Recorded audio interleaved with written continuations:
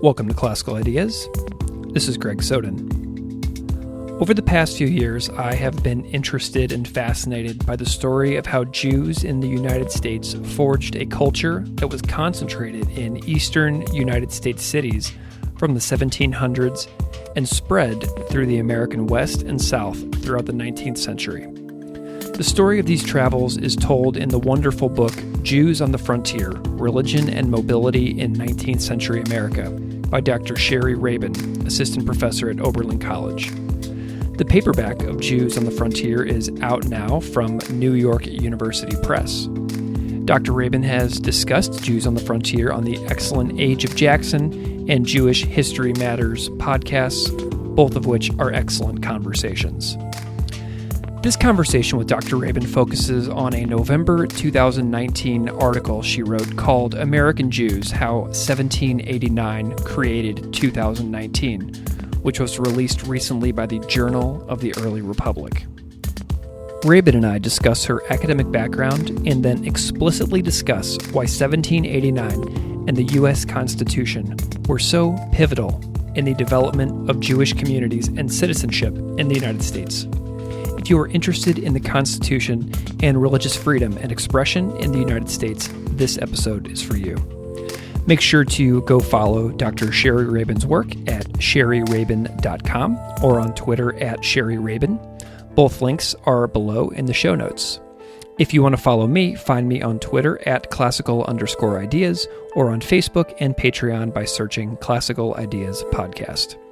So without further delay, please enjoy my fantastic conversation with Dr. Shari Rabin discussing the article American Jews, How 1789 Created 2019.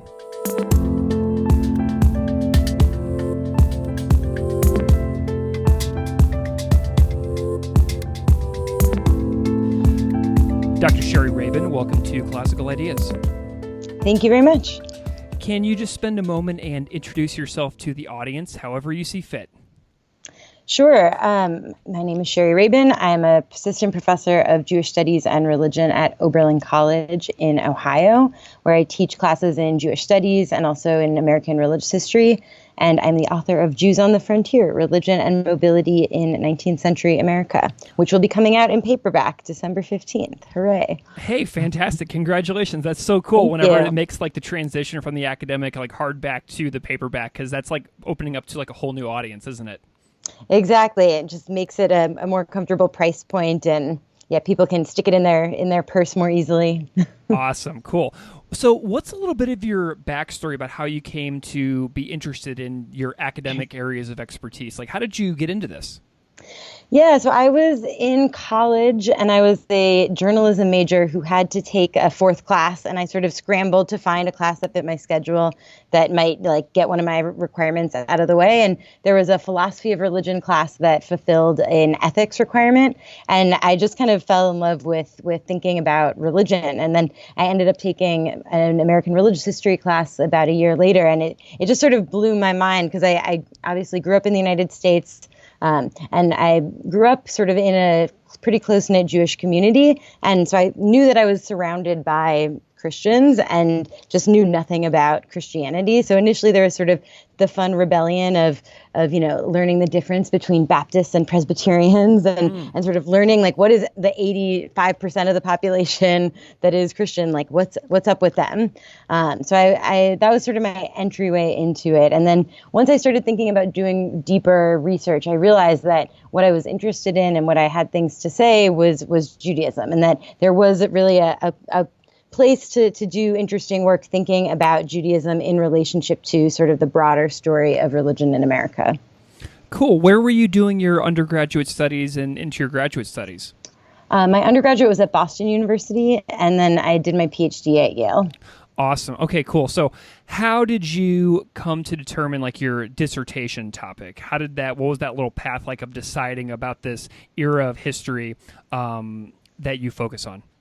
Yeah, it was definitely a surprise. I thought I was going to do kind of post-1945, more recent history, but I went to graduate school and I ended up taking a class on religion in the American West. And when you study religion in the American West, like the exciting things are all happening in the 19th century. And so that class really pushed me to think about the 19th century more and more. And then I ended up sort of in the course of writing a paper for that class, stumbling upon a book of letters that Rabbi Isaac Meir Wise had written on a trip to San Francisco from his home in Cincinnati in 1877. And he is a very well-known sort of Reform rabbi.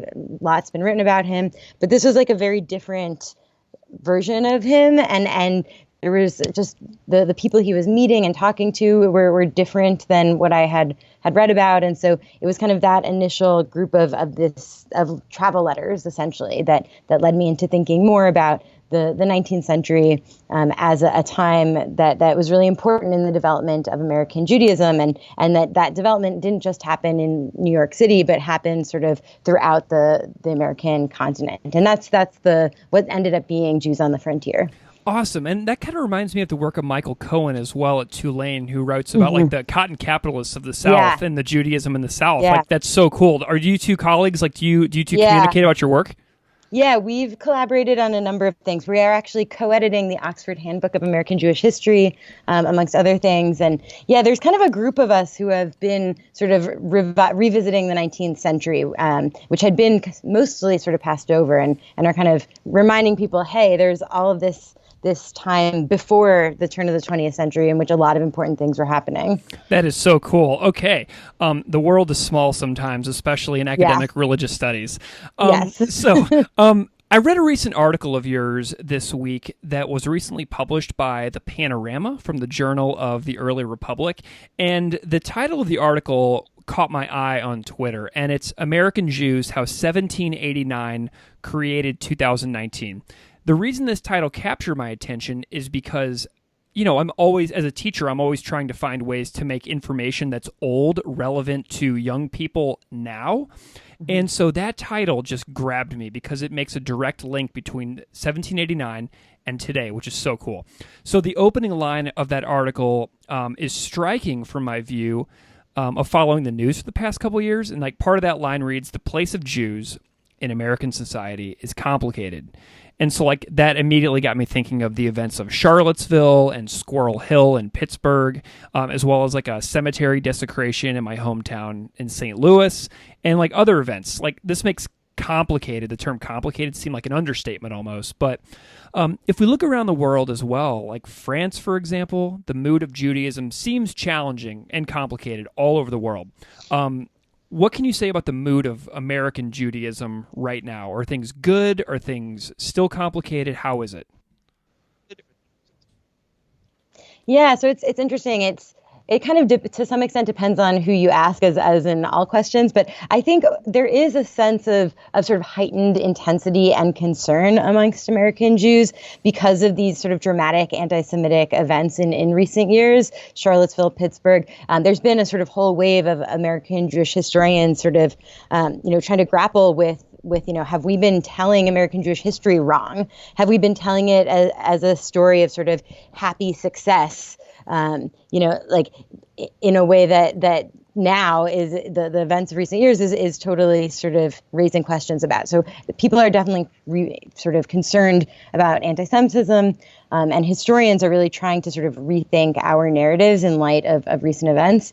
And American Jews are grappling with this in their own communities, right? Like lots of synagogues are having active shooter drills and have, police officers outside during services.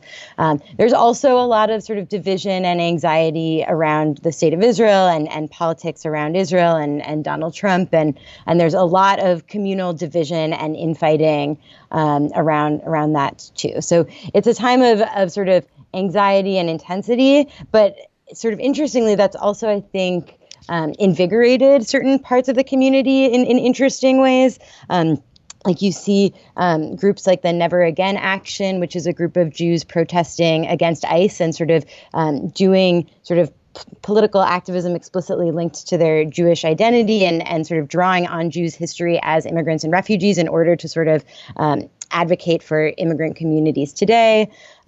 A couple of years ago, this magazine, Jewish Currents, was revived. It's sort of a Jewish leftist publication, and it's really been doing a lot recently. They had a op-ed by Bernie Sanders about anti-Semitism. They had a book review by Judith Butler recently. So there's this sort of renewed attention to sort of the world around us and sort of the place of Jews within it, and how Jews are being treated, and what Jews can sort of do out in the wider world. So even though lots of tension and anxiety, I also see lots of creativity and innovation. Are there any journalists covering these issues that you make sure to read everything they write? Like, who do you personally follow? That's a good question. There's been lots of fights. There's different Jewish publications that have sort of different perspectives. I think Jewish Currents has been doing a lot of really interesting things. And if you want to see a sort of voice of a younger, more progressive sort of Jewish viewpoint, I think Jewish Currents has been really pivotal. Awesome. I can't think of a particular journalist, but yeah, they're doing interesting things. That's okay. So the next thing in this article, American Jews, how 1789 created 2019, is you refer to some recent polling in the first paragraph right off the bat that shows how Americans feel most warmly towards Jews of all religious groups, but that we also know very little about Judaism itself. And that resonates with me now, having spoken with you, because you sort of spoke just a minute ago about your own experience of wanting to know more about the people outside of your community whenever you were in university, And so we feel warmly, the warm feelings are there broadly, but there's a lack of religious literacy about Judaism. Are there any basics that you think it would be worth everybody knowing about to kind of bridge this divide so that our warm feelings are also backed up by some sort of practical knowledge? Yeah. I think sort of related to the last question is that Jews are incredibly diverse, right? There's an old saying that if you have two Jews, you have three opinions. So there's many different ways in which Jews sort of think about their Jewishness and practice their Jewishness and sort of act it out in the world. I think the other thing, and the probably maybe part of the reason why it's hard for people to sort of understand Judaism is that, Judaism it's understood as a religion, right? It's one of the world religions. It's part of the sort of Judeo-Christian sort of background of America, as many sort of politicians will say. But I think it's also kind of not a perfect fit with how we typically think about religion, right? It's something that people can convert to, but also most Jews are born Jewish, right? A Jewish identity traditionally comes through your mother and in some movements now also through the father. There are Jewish theological beliefs, but also there are many Jews who identify as Jews who are atheists or who consider themselves secular Jews. There are Jews who are also Buddhists, and people tend to be okay with that. But conversion to Christianity tends to be sort of a bridge too far for most Jews. So there's lots of different sort of things that Jews believe and do. And so the category of religion, while useful in some ways if you're talking about Jews, in other ways Jews sort of can't be contained within that category. So it is important for basic literacy to know that, the Jewish Sabbath is on Friday night to Saturday night, not Sunday. But also everything in sort of Jewish history and religion and culture is very contested. I think I saw recently on Twitter that there's a new book coming out. I think it's called American Jew Yeah, Booze. Emily Sigelow's book. I definitely would recommend that. I may have actually seen that on your Twitter profile. Actually, did you share that? I think I did, yeah. Awesome. Yeah, that looks really, really cool. So I love the internal diversity question. I always love talking about that. That's so cool because, that only opens us up to better dialogue about oh, really? I didn't know that. I love those kinds of light bulb moments. You know what I mean? Yeah, there are these sort of norms and practices and ideals and right things that rabbis say that you should do and that they preach. But then, first of all, the rabbis don't agree and have rarely agreed. And then how people sort of take these various conversations within sort of Jewish discourse out into the world and into their lives, that can look many different ways. So turning specifically back to this article, you include 3 dates in this article, and these dates are post-1789, post-1945, and post-2016. So what is it about these 3 dates that makes them worth discussing for understanding Judaism in the United States? Yeah, so the case I make in the argument in the article is for 1789, and that the U.S. Constitution marks this really important shift in sort of Jewish history because it sort of sets up the framework for how Jews are going to be sort of understood and categorized in American society, which was, not at all an easy question in most of the world, especially in Europe. The Jewish question was sort of a major political struggle across the 19th century, debates and fights over sort of, can Jews be citizens? What do they need to do in order to be citizens, right? But in the U.S. in 1789, the founding documents, as I mentioned in the article, never mention Jews at all. Right. And so they essentially kind of get swept in through the back door without much sort of discussion or debate as white people, as free whites who are granted access to naturalization and citizenship, and then who are granted the protections of the First Amendment. So which is part of what encourages the sort of the conversation about Judaism being a religion, right? The protections of the First Amendment sort of make it particularly desirable to present your form of difference as religious. 1945, I think, is really important because it's right the end of World War II, the sort of beginning of the post-Holocaust period, right? So it's a period in which sort of conversations about Jews are happening in sort of a different register, right? This major genocide against Jews having just occurred. It's a period in which there's a sort of softening to Jews in some ways in American society. This is where we first see the language of the Judeo-Christian America, right? Jews kind of get brought in kind of for the first time as in a sort of direct way as part of the sort of vision and sort of foundation of the country. And it's a period in which Eastern European Jewish immigrants who had come in the early 20th century, them and their children in this post-World War II period start to rise pretty rapidly in sort of socioeconomic status, and so start to be sort of more comfortable in American society on a number of different levels. And of course, for thinking about anti-Semitism today, it's also right that, the end of the Nazi regime in Germany is the beginning of this memory of Nazism, mostly in the negative, but not sort of positive strains sort of remaining in subterranean pockets of American society.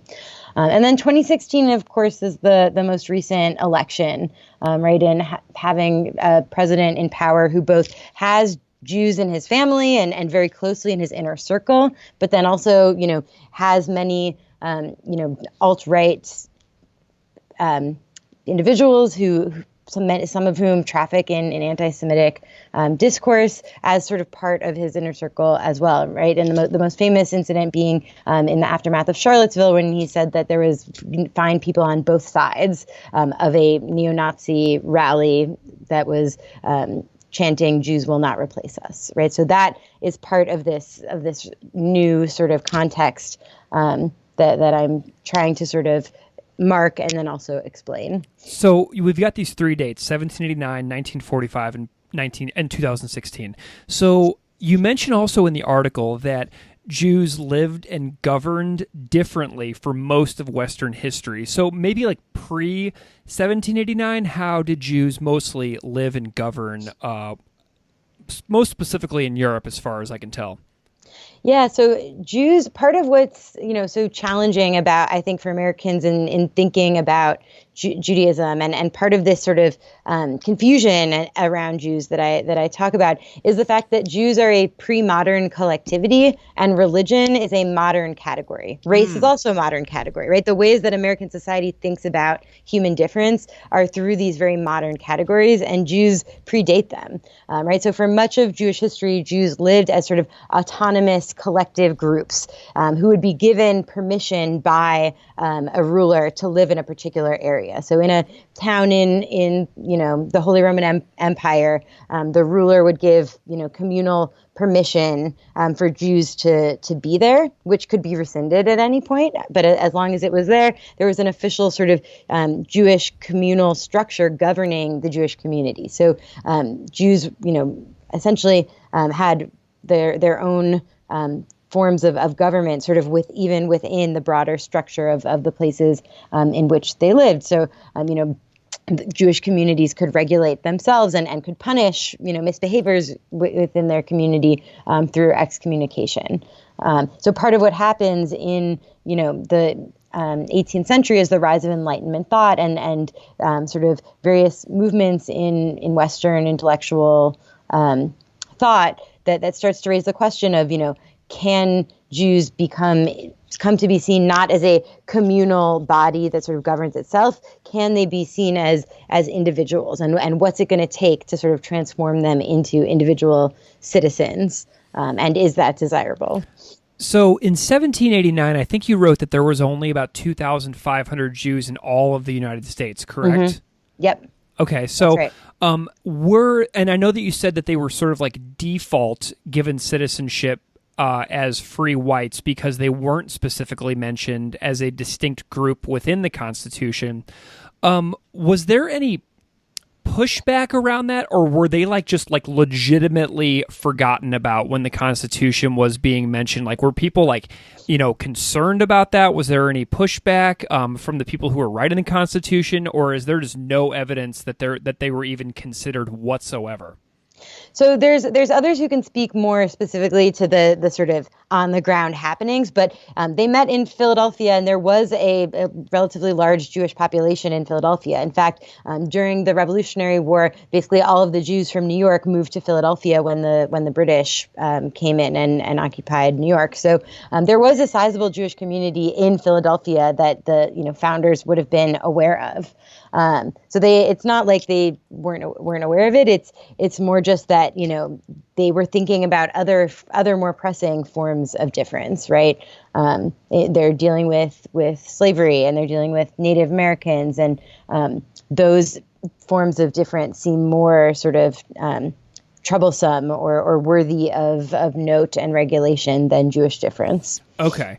Well, you do refer to a piece of historical evidence and an artifact in the form of a letter in 1789 from a man named Levi Sheftal, who was president of Savannah's Mikveh Israel congregation, which I was amazed that it was founded in 1735, too. I thought that was so fascinating.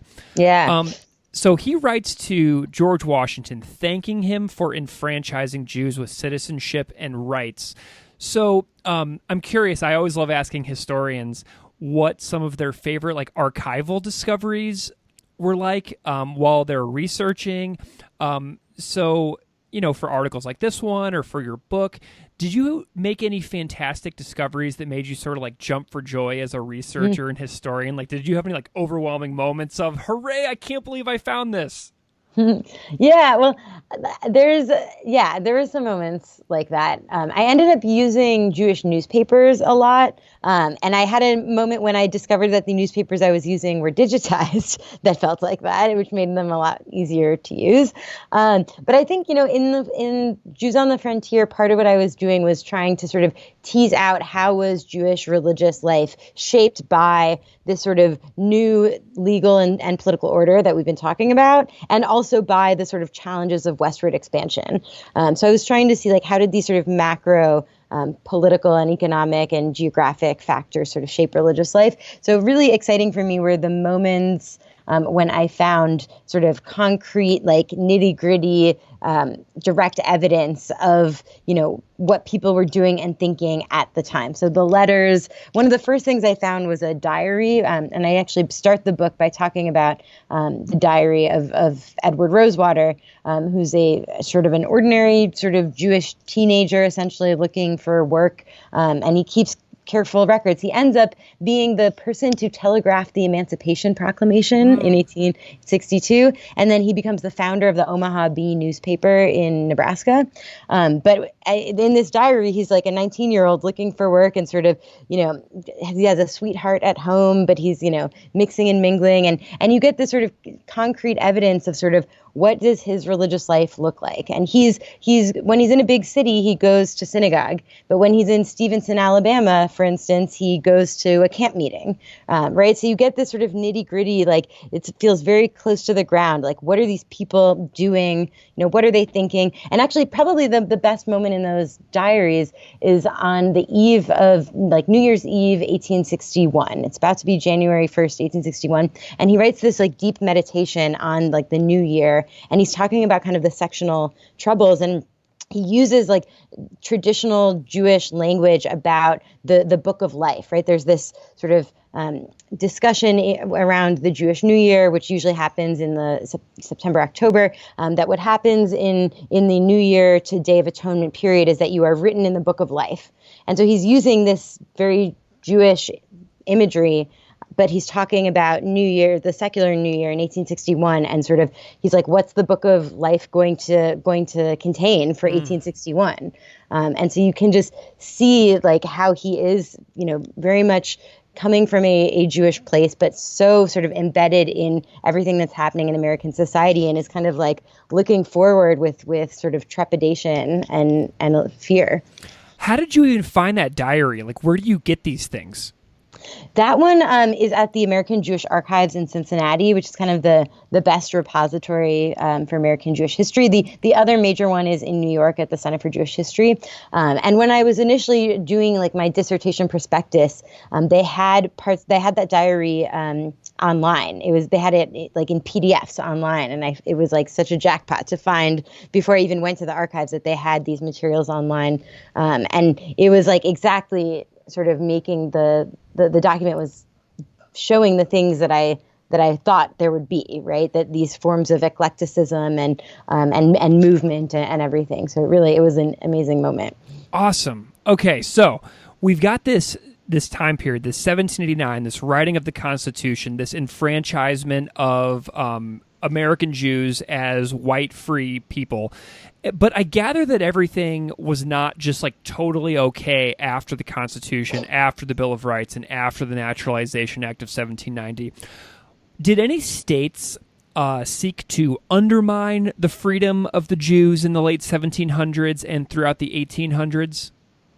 Yeah, so this is one of the interesting and I think maybe sometimes forgotten parts of sort of the story of the founding and the story of religious freedom, is that the first word of the First Amendment is Congress, which means it only applies on the federal level. The First Amendment is only deemed to apply to the states in like the 1940s. So on the ground in individual states, religious freedom is overseen by state level constitutional amendments, and is sort of worked out in state courts. And this is a period in which, there still is very much a sense that in order for society to have order and morality, it needs to have some sort of Christian foundation. And so there's a historian, David Sahat, who writes about this as the moral establishment. And there's all of these ways in which, society is still being sort of built on Christian elements. So, right, there's Christian oaths for office keeping. There's, Protestant texts and the King James Bible being read in public schools. There's governors calling sort of days of Thanksgiving in the name of Christ. And most sort of annoying for Jews are the Sunday closing laws, because this is a time in which people work 6 days a week. And if you are legally not allowed to work on Sunday, you have to work on Saturday, which is the Jewish Sabbath. And so that ends up being a sort of major flashpoint for American Jews who see the promise of religious freedom and say, like, our religious freedom is being violated. But they're living in communities that are still sort of very bound up, more and less self-consciously, but nonetheless sort of bound up in Christian assumptions. Awesome. Well, I love that you just mentioned Dave Sahat as well, because I love his Mind Pop podcast, and I also love his book, The Myth of American Religious Freedom, which I have right here. Yeah. I just pulled it right off my shelf after. I was like, Dave Sahat! Yeah. I mean, it's just such a helpful way for thinking about the early republic, right? The legal, establishment is gone, but that doesn't mean that, society is totally secular and empty of religious influence, right? He shows very powerfully the ways in which, Christian assumptions and in some cases sort of direct Christian advocacy end up shaping the laws that shape American lives. Well, yeah, and and the note that there was the mandatory closing of businesses on Sunday, forcing Jews to break their own Sabbath. I mean, that is to me, it says some people are going to have to bend their lifestyles to fit this society, and it's going to be the Jews who are going to have to accept that bending. Do you know what I mean? Yeah. I was just looking at a case from Charleston in 1845 where a Jewish man is fined for selling a pair of gloves to a black man on a Sunday. And he makes a religious freedom claim and says, my religious freedom is being violated. And the courts, in their decisions, which decides against him, they literally say, it's your law, it's your religion that makes you, that makes you abstain from work on Saturday. It's not our law. You need to, and it says another point, you need to respect us, right? We are not, our laws aren't stopping you from doing what you're doing. We just ask that you respect us and they use this very we language, even though it's a, court document, right? But the judges are very, very sort of aware that Jews are other and that they are Christian and are upholding a society that they see in many ways as fundamentally Christian. Do you have any examples of ways that Jews fought back legally or otherwise against these incursions and undermining efforts at the state level? Yeah, so there's this case out of Charleston and a couple others as well where Jews, refuse to pay the fine. Usually it's, a fine. So they'll refuse to pay the fine and then take it to court. They usually do not have much success in the courts. In Richmond, Virginia, also in 1845, there was a sort of municipal ordinance that was going to impose stricter Sunday laws. And Jews were involved in sort of political advocacy against that. And in that case, they actually succeeded, in part because there was others in the community who also were against the sort of tightened restrictions. And also there was actually the president of the city council was a Jewish man himself. So that probably also played a factor there. And you do see Jews pretty early on, serving in public office and in many places. Which is interesting. So that's one way to try to sort of push for a more inclusive society. Although the records of Jewish politicians on inclusivity vary, especially when you get beyond Jewish inclusivity, right? Yeah, and you just mentioned Richmond, and that made me think about an example actually from Richmond in the article. And you write about how in the Richmond newspaper, there's a quote which says, "Why did they," meaning the Jews, "come to the United States if it was so intolerable?" And this jumps out at me because it's an attack on the people who are guaranteed a right in the Constitution, but it attacks them when they actually attempt to claim the right that they are legally supposed to have. And it seems to me like there's this trend in the United States of blaming the person who was only seeking to get their rights. You know what I mean? We're attacking the victim and blaming the victim for their own plight. And it seems to me like we seek to delegitimize the legal concerns of an oppressed people. Yeah? Does that make sense? Yeah, I mean, I think it's sort of like, yes, you can be citizens until you make a fuss or ask for accommodations or point out that things are not as inclusive as like people claim that they are, right? And I think it shows that, right, like as long as Jews are just worshiping how they want and believing what they want, no problem. But it's these forms of religious and sort of ethnic difference that are more public, right? Having a separate calendar, right? Having sort of distinctive forms of economic activity. And Jews in this period were sort of overwhelmingly represented in peddling and in sort of commerce, right?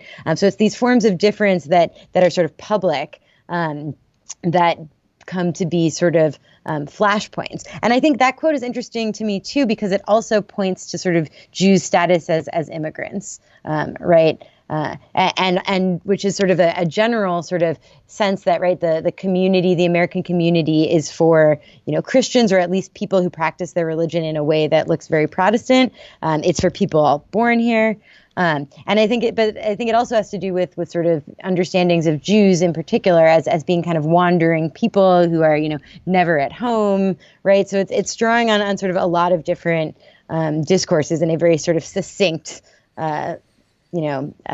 diss, essentially. Yeah, because by that time, that quote was from the 1800s in the Richmond newspaper, so there could be like second, maybe third generation people there by now, especially since we know that early congregations were founded in the 1730s. So by the mid 1800s, when that quote was written, people could have been there for generations.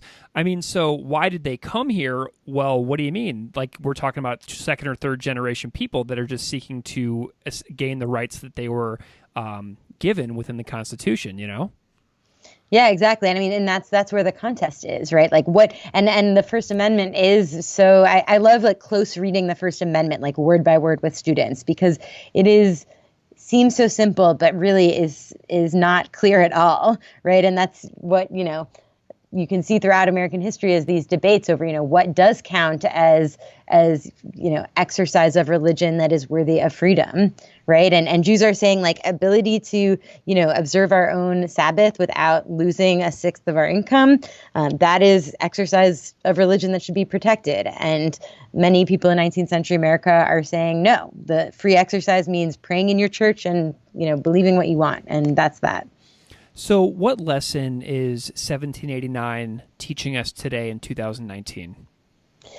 Yeah, I think it's just always worth returning to the founding documents, and I think the First Amendment I just find endlessly fascinating because it shows us, these documents, how the frameworks of American law and society sort of set up the metrics for belonging in ways that sort of proclaimed their own sort of liberalism and inclusiveness, but that were not as inclusive as they seemed, right? Like at best, the First Amendment was sort of limiting for minority groups that had sort of forms of religion that didn't easily fit a sort of private individual belief and worship model. And at worst, it could be these documents could be used to be sort of directly exclusionary of groups, right? There's many other groups, right, whose religious practices in this period are deemed as not religion but superstition, right, or heathenism, and those aren't worthy of protections either. So I think religious freedom offers freedom for a very narrow framework and creates real challenges for groups that don't fit into this sort of the modes of Protestant Christianity. So a lot of professors out there will be thinking about their courses for next year, and you have a book coming out in paperback in December. Yeah. So maybe plug the book a little bit and the new paperback edition of Jews on the Frontier, and maybe say what you think that young undergrads and graduate students can get out of reading this era of American religious history. Yeah, I think it has been used in courses, I've been told already, and people have had success with it. It is, as one reviewer described it, slim but fascinating. So it is wonderful. 180 pages, not too overwhelming, and the chapters are pretty easily excerptable. And I think students connect to sort of a surprising story in American history, right? That if they think about Jews, this is not the story of Jews that they necessarily are familiar. And I think, the book sort of lays out these sort of legal and political frameworks in the first chapter, and sort of how Jews are sort of categorized in American society and what that means for their rights. But then it also goes into sort of the ramifications for that for their religious lives. And I have a lot of sort of nitty-gritty, interesting sort of stories and anecdotes from like Jews in Keokuk, Iowa in 1855, and like what they were doing and how they were thinking about themselves and trying to sort of reestablish their religious traditions in this new context. And I think it's a story that is, I focus on Jews because I think they're particularly interesting for sort of tracking how sort of political and geographic conditions shape religious life. But I think there's implications for other groups too, right? I sort of show how westward expansion had religious ramifications, not just sort of economic or political ones. So I know that we mostly talked about this one small article that you wrote recently, American Jews, How 1789 Created 2019, which I found on your Twitter page, but you also have a bunch of other stuff that you've written too, including your book, Jews on the Frontier. So where can people find you if they want to follow your work, read more of your work, and get to know what you do a little better? Yeah, so Twitter is good. I'm at Shari Rabin. I also have a website, sharirabin.com, and there's a section that has my sort of online writing and podcasts and stuff. So if you want to see other sort of short internet things that I've written, you can head over there. And I will put all of those links that you just mentioned in the show notes. So if you're listening to this, all you got to do is go in your podcast app and go beneath this article into the show notes and click all of the links that we just mentioned. So go find them. Well, Dr. Shari Rabin, I am super grateful to you for your time today. I love talking about this article. I thought the topic was historically fascinating, but also modern and relevant today, which is just so cool. It makes history come alive for me, and I appreciate that because, now I will remember these things because it makes a connection to 2019 and our lives in the world today. Thank you so much for coming on Classical Ideas. I've really, really had a good time having you on the show today. Thank you so much for having me.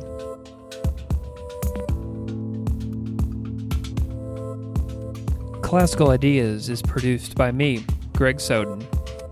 Music on Classical Ideas is composed and performed by Derek Strybing. You can find his music at www.wearewarmmusic.com. If you like this show, please rate it on iTunes, Stitcher, or wherever you get your podcasts. You can email me at classicalideas@outlook.com. Or find me on Patreon at patreon.com/classicalideaspodcast. Thanks so much for listening.